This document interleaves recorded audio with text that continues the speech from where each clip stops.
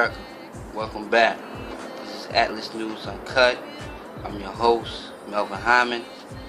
I know you guys have heard about it. It's been on the airways real heavy. It's been a big talk for the last couple hours about Nelson Mandela. I just want to say rest in peace.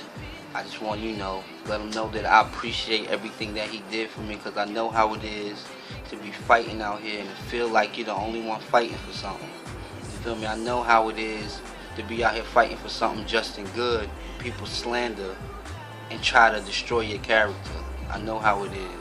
And just for you going through that, just to fight so we can have rights, whether they was recognized or not, I want you to know that I appreciate that. I want to send my condolences to the family. I hope everything is good and y'all guys make it through this situation. Just know that people like Nelson Mandela has helped individuals, that I will help his legacy live on, that I won't just make it a situation for the moment, but I will carry it on, and hopefully people can catch on and grow from that. But you guys, man, enjoy. I appreciate everybody that's been showing their love at this News Uncut. Things are coming together, things are looking up. I appreciate you all. Post the reviews in your comments, man. I'm going. It's Atlas's Shrug News Uncut. Breaking news. A titan of the century has died. Nelson Mandela, the man who taught the modern world you can transform anger into hope. He was 95, and it's not that his death was a surprise, but his life continues to astonish us as a masterclass in living the possibility of a better world. He spent 27 years in prison for his belief in freedom and equality, and emerged with a message of generosity toward his oppressors. And we have reaction from around the world tonight. But first, Good Morning America anchor Robin Roberts, who has traveled to South Africa several times, takes a look back at his extraordinary life, his unconquerable spirit.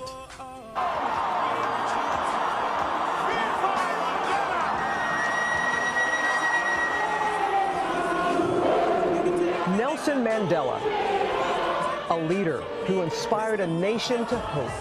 That we shall build a society in which all South Africans, both black and white, will be able to walk tall. Forgive. A rainbow nation at peace with itself and the world. And believe in a better future.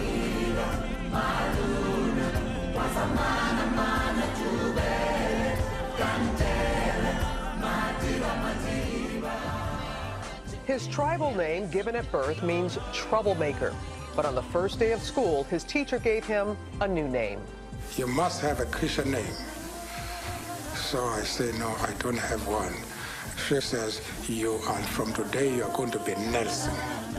He was a boxer who became a lawyer and a leading voice in the African National Congress, the ANC, struggling to end the inequality of apartheid.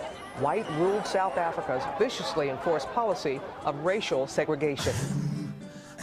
But in 1960, after police shot and killed 69 protesters, the ANC, which had always been nonviolent, created a military wing under Mandela's command.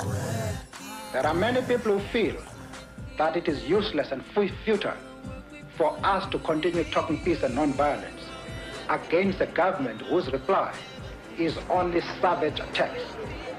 The regime, determined to maintain white rule, saw the inspiring young revolutionary as a threat.